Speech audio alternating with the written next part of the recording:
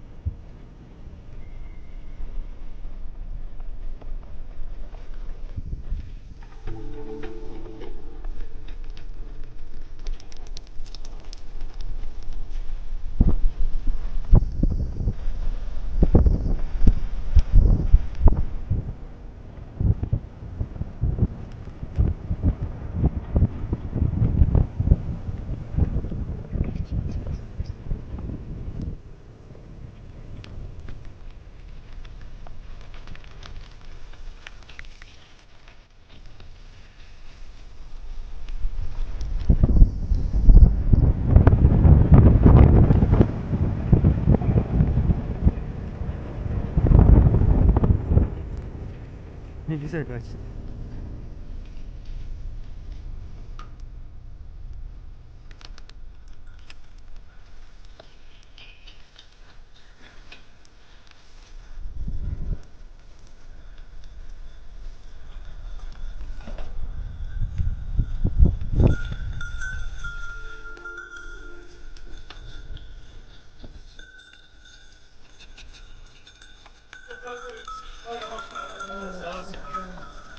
Ne yapıyorsun lan?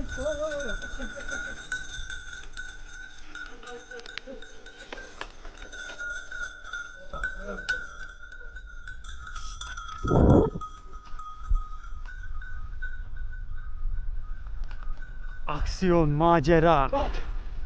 Hoş. Heh. Geride kaldın yalla. Seni kaçırırlar lan. Çocuğa gidiyormuş çocuğa. Gel. He?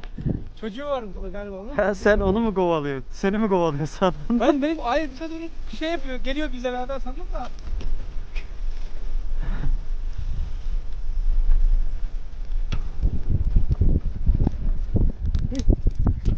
Nasıl böyle bir gerginlik?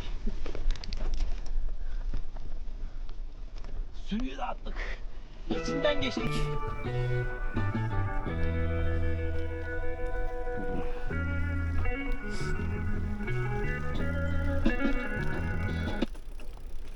Ama bu saatte burada şimdi tam yokuşun başında. Amına koyayım müşterisinin. Özgür Aydemir. Adaşamayacağım şu an.